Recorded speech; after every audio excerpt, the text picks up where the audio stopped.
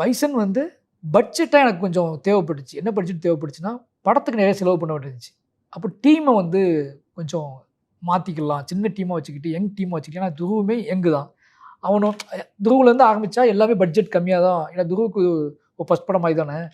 அப்போ யோசிக்கும்போது நான் வந்து என்ன நினச்சேன்னா, துருவுக்காக பண்ணுற அந்த படம் அப்படிங்கும்போது, டீமை சின்னதா வச்சுக்கிட்டு படத்துக்கு செலவு நிறைய பண்ணணும். அப்படியே ரஞ்சன்ட்ட சொன்னேன். நான் படத்துக்கு செலவு பண்ணுங்கண்ணா, நான் டீம் சின்னதா வச்சுட்டு, "டேய் வேண்டாம்டா ரிஸ்க் எடுக்காத" அப்படின்னு சொன்னாரு.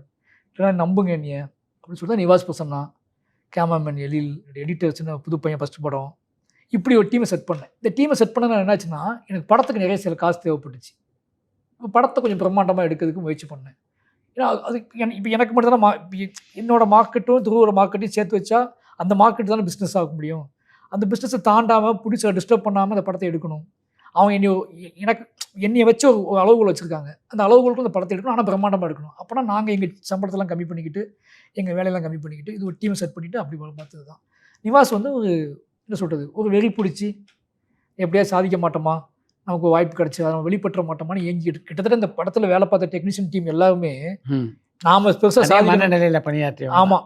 துருவ்லேருந்து கேமராமேன் துருவ்லேருந்து என்னுடைய கேமராமேன், என்னுடைய எடிட்டரு, என்னோட மியூசிக் டைரக்டர் இவங்க எல்லாருமே, மாரியண்ணா படத்துல நம்ம பண்றோம்.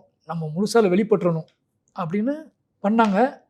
அது எனக்கு என்ன ப்ளஸ் ஆயி போச்சு அப்படின்னா, இறங்கி வேலை செய்யலாம் அவங்ககிட்ட.